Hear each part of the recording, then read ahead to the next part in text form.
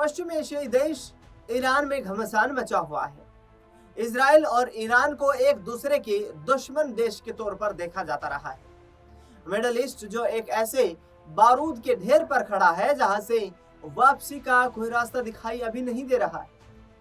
एक तरफ इजराइल तो दूसरी ओर अमेरिका की मारक शक्ति ने ईरान पर जबरदस्त सैन्य हमले किए हैं, वहीं दूसरी ओर ईरान का भी पलटवार हुआ है। लेकिन क्या आप जानते हैं कि आज एक दूसरे के खून के प्यासे ये दोनों देश कभी जिगरी दोस्त हुआ करते थे? कैसे एक गोल्डन एरा खूनी संघर्ष में बदल गया? आइए समझते हैं इस 80 साल की दुश्मनी और आज के विनाशकारी युद्ध की पूरी इनसाइड स्टोरी के बारे में। का सुनहरा दौर 1948 से 1979।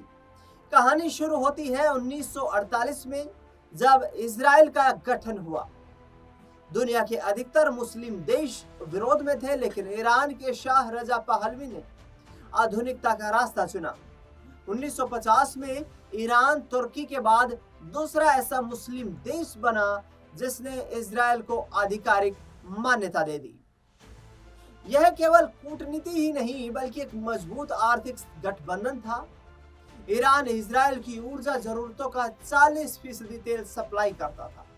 बदले में इजराइल ने ईरान को अत्याधुनिक हथियार दिए और खेती की वो तकनीक सिखाई जिसने ईरान के रेगिस्तानों को हरा भरा कर दिया। यह दौर रणनीतिक साझेदारी का सुनहरा दौर माना जाता था, लेकिन जैसे ही पल बदला वैसे ही सब कुछ बदल गया। 1979 की क्रांति जब सब कुछ बदल गया, लेकिन 1979 में आई इस्लामी क्रांति ने इतिहास का रुख मोड़ दिया। शाह को देश छोड़ना पड़ा और सत्ता की कमान आयतुल्लाह खोमैनी के हाथों में आ गई।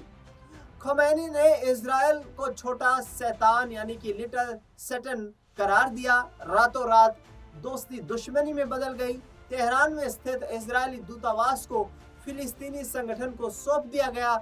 यहाँ से शुरू हुआ एक ऐसा संघर्ष जो आज पूरी दुनिया को दहला रहा है, यानी कि ईरान और इजराइल कहीं ना कहीं जंग के मुहाने पर जो पहुंचे हैं वो एक लंबी पटकथा नजर आती। ईरान ने इजराइल को सीधी चुनौती देने के बजाय प्रॉक्सी वार यानी कि छद्म युद्ध का रास्ता चुना।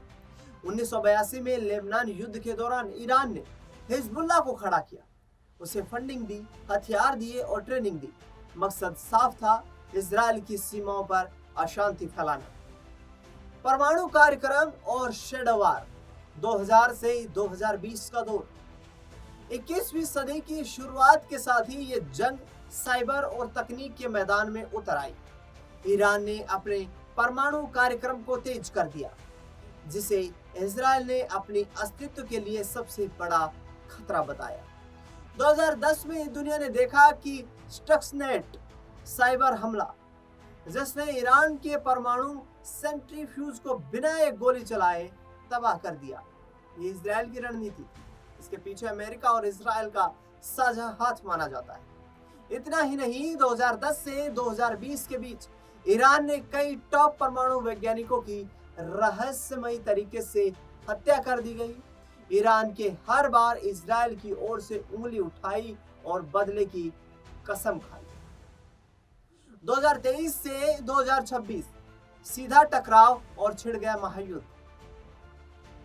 अक्टूबर 2023 में हमास के हमले ने इस आग में घी का काम किया।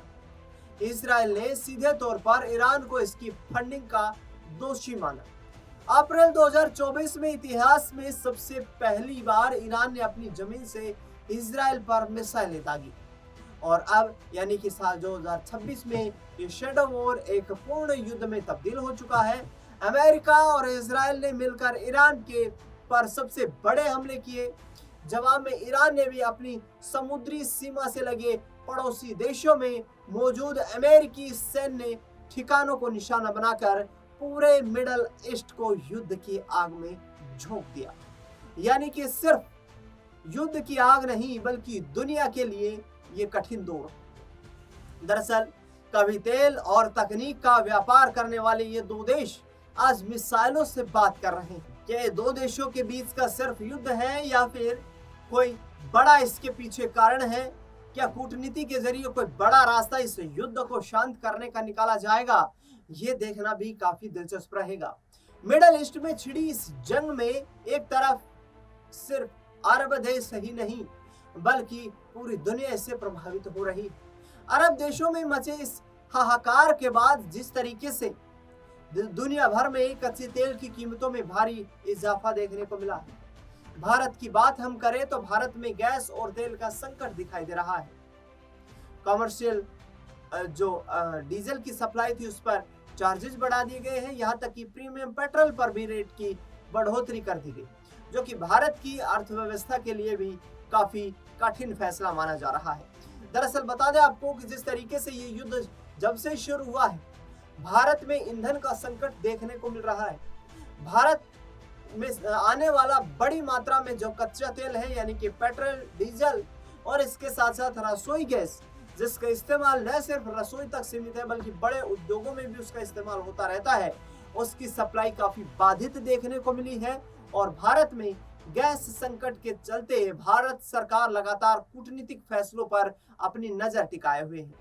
भारत का हमेशा मानना ये रहा है कि भारत शांति के पक्ष में है। भारत की अपील है कि ईरान और इजराइल के बीच चल रही है जंग जल्द ही शांत हो जाए, दुनिया को एक शांति का पैगाम दिया जाए और उसी आधार पर दुनिया में एक दूसरे देश के दुश्मन के तौर पर नहीं बल्कि सहयोगी के तौर पर उभर कर सामने आए।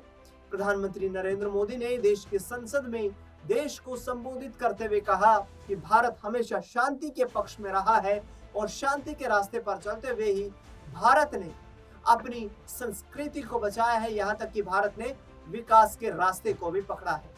लेकिन आगे आने वाला वक्त ये देखना बेहद दिलचस्प रहेगा कि कितना कठिन वक्त इस दुनिया के लिए होता है, क्योंकि दुनिया में लगभग तमाम ऐसे देश हैं जिनकी अर्थव्यवस्था चरमराती हुई नजर आ रही है। महंगाई की मार और आम लोगों पर युद्ध का असर पूरी दुनिया में पड़ रहा है।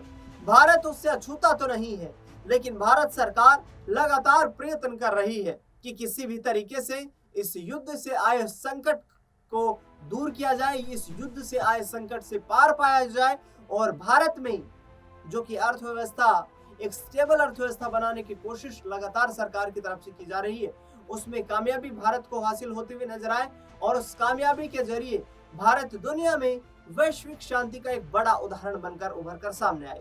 भारत का बड़ा मार्केट कहीं ना कहीं विदेशों को भी अपनी ओर आकर्षित करता है और ऐसे में कोई भी देश भारत से सीधे किसी भी तरीके से जंग की स्थिति में नहीं उतरना चाहता है, यानी कि इजराइल के साथ जहां भारत के टेक्नोलॉजी और तमाम स्ट्रेटेजिक रिलेशन से हैं, वही सांस्कृतिक तौर पर ईरान के साथ पुराने संबंध भी हैं, जिससे देखना दिलचस्प होगा कि आने वाले वक्त में किस तरीके से इन पश्चिमी एशिया के जो अरब देश है इनमें शांति बहाल हो पाती है और कितनी जल्द ये युद्ध शांत होता नजर आता है। इस खास रिपोर्ट में फिलहाल के लिए इतना है।